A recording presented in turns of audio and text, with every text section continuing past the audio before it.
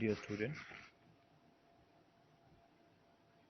in this lecture video, I am going to discuss the factors influencing compensation.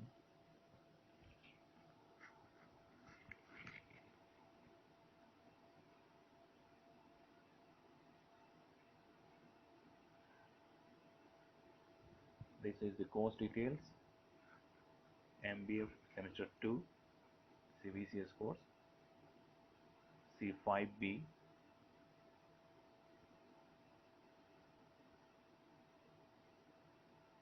and this is the topic, factors influencing compensation.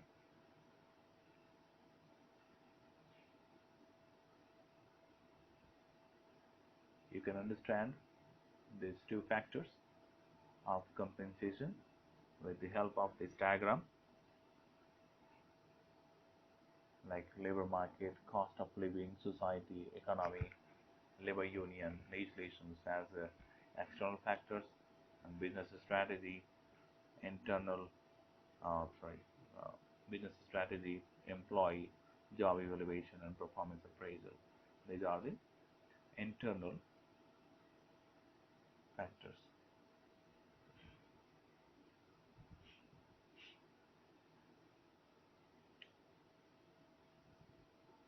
A number of factors influences.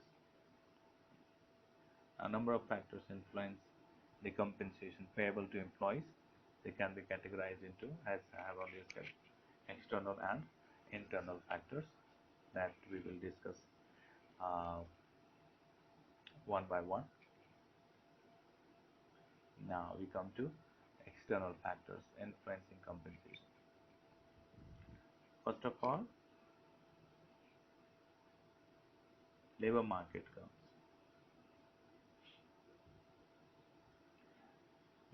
Labor market. Demand for and supply of labor influence wage and salary fixation. Low wage may be fixed when the supply of labor exceeds the demand for it. Once again, I repeat, demand for and supply of labor influence wage and salary fixation. A low wage may be fixed when the supply of labor exceeds the demand for it. A higher wage will have to be paid when the demand exceeds supply. As in the case of skilled labor, high remuneration to skilled labor is necessary to attract and retain it. This is the most important external factor of influencing compensation. Cost of living. Next factor is cost of living.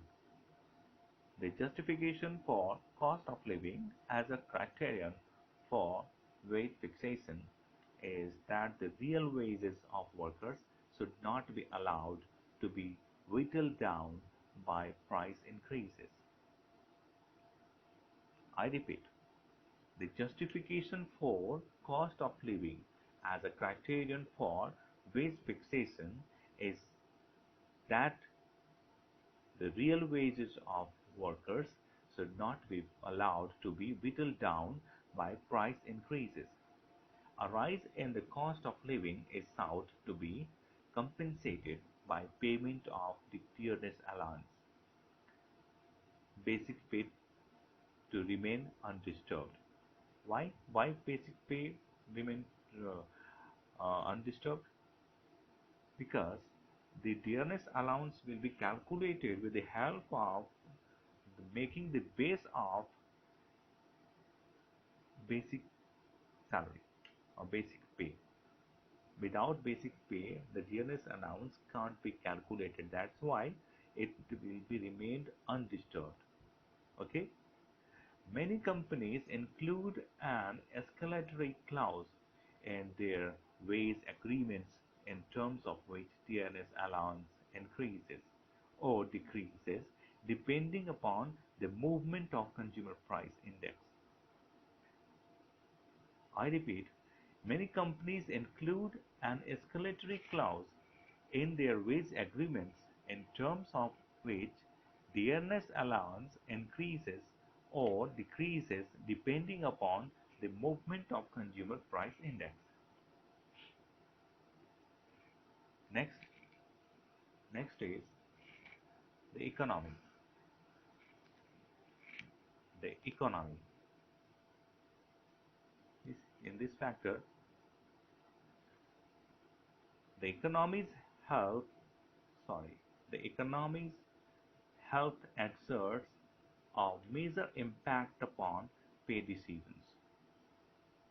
While it is possible for some organizations to thrive in a recession, there is no question that the economy affects remuneration decisions. A depressed economy will probably increase the labor supply. It is well known. This in turn should serve to lower the going wage rate. Once again, I repeat, try to understand. The economy's health exerts a major impact upon pay decisions.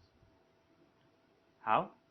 While it is possible for some organizations to thrive in a recession, there is no question that the economy affects remuneration decisions. A depressed economy will probably increase the labor supply. A depressed economy will probably increase the labor supply because of unemployment, right? This in turn should serve to lower the going wage rate. It is well understood. Okay. The next factor is legislations. There is a plethora of labor legislation at the central as well as the state levels in our country. It is true, there is a plethora of labor legislations because center as well as states are making legislations regarding labor. Why? Because this labor subject is in the concurrent list of our constitution. That's why the state and center both can make labor legislations, or you can say both can make legislations regarding labor. The legislations stipulated stringent punishments for contravention of its provisions. That's true. If you contravene any legislation, you will be punished.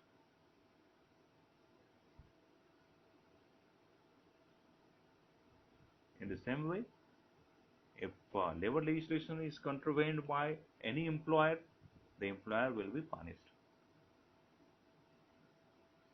In addition to legal enactments, there are wage boards, tribunals, and fair wage committees, which aims at which aim at providing a decent standard of living to workers. With regard to managerial remuneration, there is the Companies Act 2013, which puts a cap on salary and perquisites of managers. Section 198 and 309 of the Act contain provisions relating to managerial remuneration. See how much sincere the government is. Very much sincere about labor.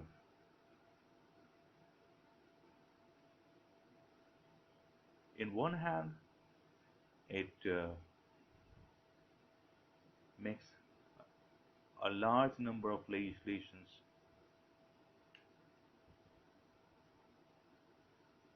regarding labor, and in addition to these labor legislations, makes wage boards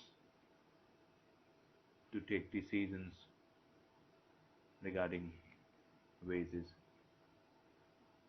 and salaries, tribunals and fair wage committees for wages and salaries. See,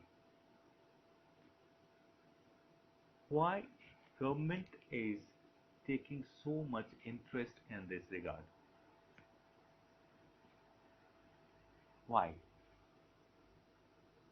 Because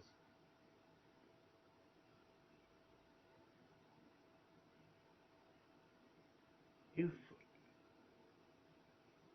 a labor is not working, means it's not earning. If a labor is not earning, means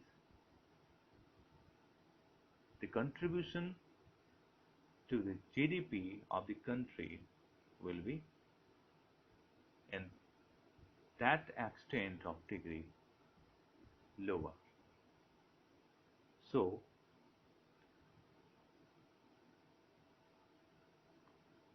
to stop any kind of disturbance related to wage and salaries or related to any kind of discontent in the employees regarding wage and salary, government tries to stop or eradicate the actual problem of wage and salaries so that they could contribute in GDP of the country. Not working of an employee is not a very small thing. Not working of an employee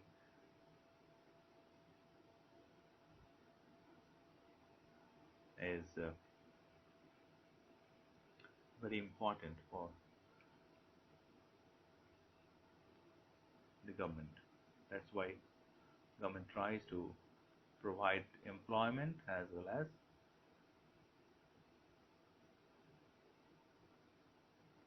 stop any kind of disturbance in their earnings or jobs. Next point is labor union. The presence and absence of labor unions often determine the quantum of wages paid to employees.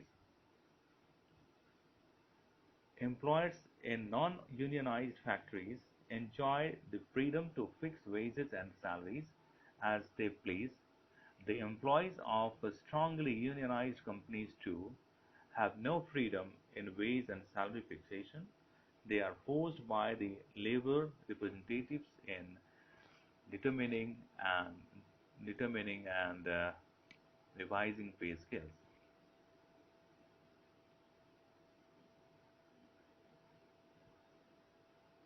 First of all, we should know what is labor union. Labor union is nothing. Labor union is the group of members, group of employees, group of employees which promotes and protects its members from any kind of mishappening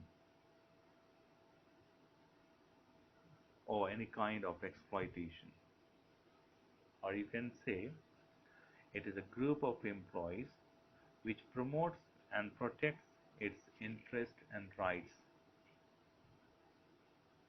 right? This is labor union. The presence and absence of labor unions often determine the quantum of wages paid to employees. Employers in non-unionized factories enjoy the freedom to fix wages and salaries as they please. The employees of strongly unionized companies too have no freedom in wage and salary fixation. They are forced by the labor representatives in determining and revising pay scales. Next factor, society. Compensation paid to employees has social implications too. Social implications too. The Supreme Court has been keeping social and ethical considerations in adjudicating wage and salary disputes. Very easy to understand. Now we come to internal factors influencing compensation. Number one is business strategy, where the strategy of the enterprise is to achieve rapid growth. Remuneration should be higher than what competitors pay. I repeat, where the strategy of the enterprise is to achieve rapid growth, the remuneration should be higher than what competitors pay, where the strategy is to maintain and protect current earnings. Because of the declining fortunes of the company, remuneration level needs to be average or even below average. This is the factor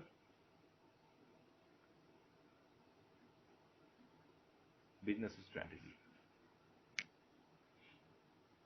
Next factor is job evaluation and performance appraisal. Firstly, we should know what is job evaluation and performance appraisal. Then we come to how it influences, how these influence the compensation. Job evaluation is a process of determination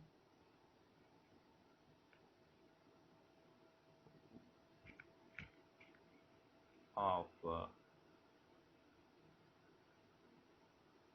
worth of a job in comparison to other jobs. Mean to say, a job, how much contributing to the organization. You can also say the how much a job is important for the organization. If the job is most important, then it will be paid more.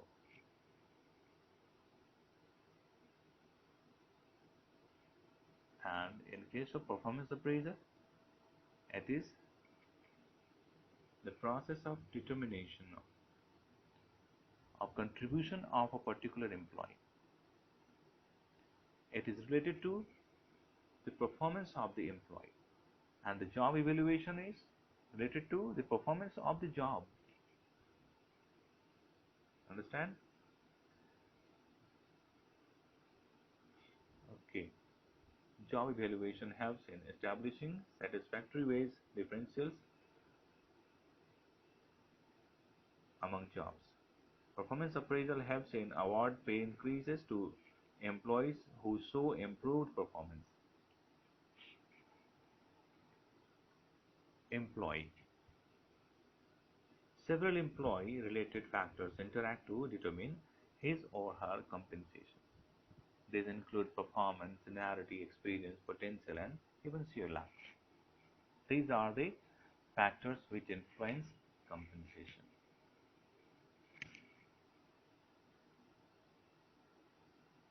Thank you.